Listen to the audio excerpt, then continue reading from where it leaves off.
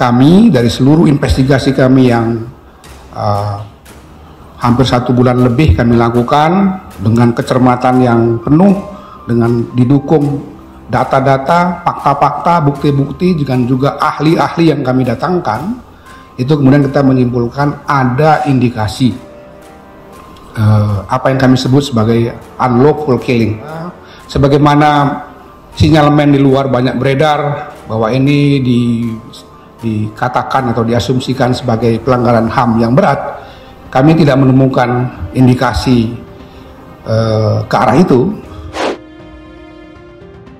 Dalam berbagai kesempatan masih banyak orang yang mengatakan bahwa ini akan mengundang perhatian internasional. Saya katakan tidak.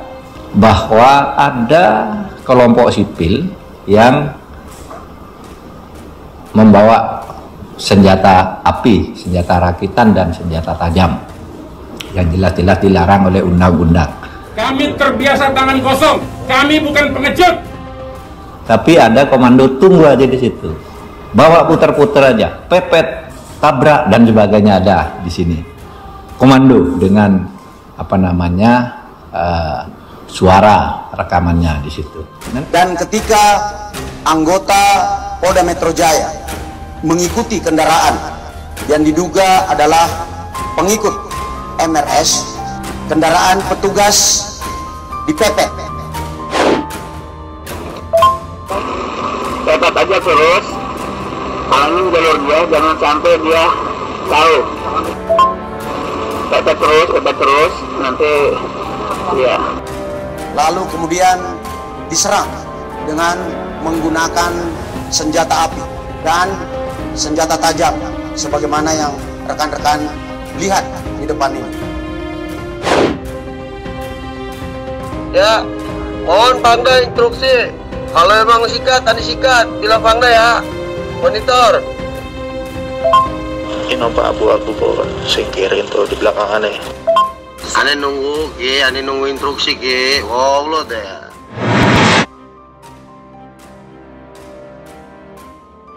Nanti kita ungkap gitu ya di pengadilan, dan kita tidak akan menutup-nutupi, dan saya akan meneruskan ini ke kepolisian.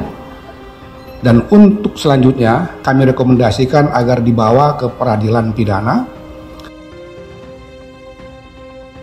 Presiden Joko Widodo telah menerima berkas kesimpulan hasil investigasi Komisi Nasional Hak Asasi Manusia atau Komnas HAM terkait kasus tewasnya 6 anggota Laskar FPI di 50 km tol Jakarta Cikampek, Karawang, Jawa Barat pada 7 Desember 2020 lalu. Sebagai respons atas temuan tersebut, pemerintah melalui Menteri Koordinator Bidang Politik, Hukum, dan Keamanan atau Menko Polhukam Mahfud MD menyatakan akan membuktikan adanya komando tunggal Laskar FPI menunggu petugas. Tapi ada komando tunggal di situ. Dia di situ bawa putar-putar aja, pepet, tabrak dan sebagainya. Ada di sini. Komando dengan suara rekaman di situ, ujar Mahfud dalam konferensi pers Kamis siang. Nanti kita ungkap di pengadilan dan kita tidak akan menutup-nutupi, dan saya akan meneruskan ini ke kepolisian, sambung Mahfud. Mahfud mengatakan dalam peristiwa tersebut juga terdapat kelompok sipil yang diduga membawa senjata api rakitan dan senjata tajam.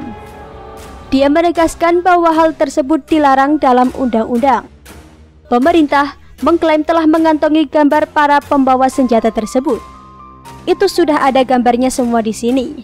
Ada di titik berapa. Bahkan kalau laporan Komnas HAM tadi seumpama aparat itu tidak terpancing, tidak akan terjadi, kata Mahfud. Itu sudah ada gambarnya semua di sini.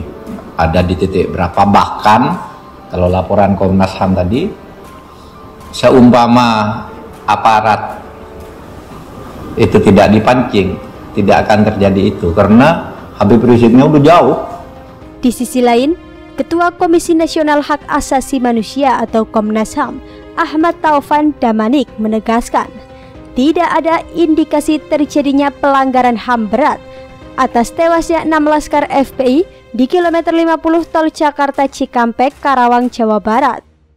Hal itu disampaikannya ketika bertemu Presiden Joko Widodo dan memberikan berkas kesimpulan investigasi di Istana Kepresidenan Jakarta pada Kamis 14 Januari 2021. Kami menyampaikan sebagaimana sinyalemen dari luar banyak beredar bahwa ini dikatakan atau diasumsikan sebagai pelanggaran HAM berat.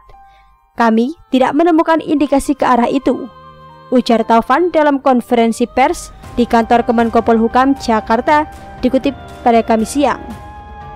Taufan menjelaskan kasus pelanggaran HAM berat pada dasarnya mempunyai berbagai indikator hingga kriteria.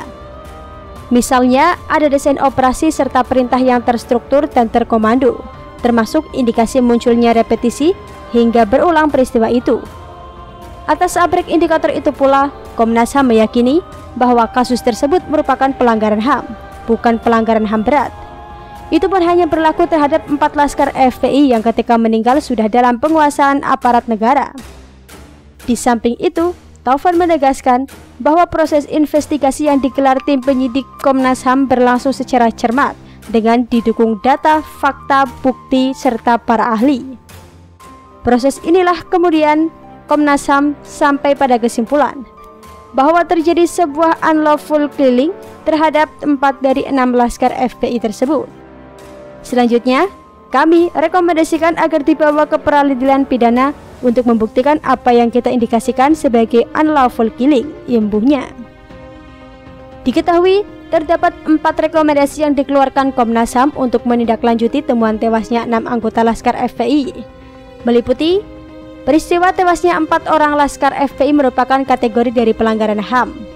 Karenanya, Komnas HAM merekomendasikan kasus ini untuk dilanjutkan ke penegakan hukum dengan mekanisme pengadilan pidana guna mendapatkan kebenaran material lebih lengkap dan menegakkan keadilan. Yang kedua, mendalami dan melakukan penegakan hukum terhadap orang-orang yang terdapat dalam 2 mobil Avanza hitam B1759 PWK dan Avanza Silver B1278 KJD. Yang ketiga, mengusut lebih lanjut kepemilikan senjata api yang diduga digunakan oleh laskar FPI.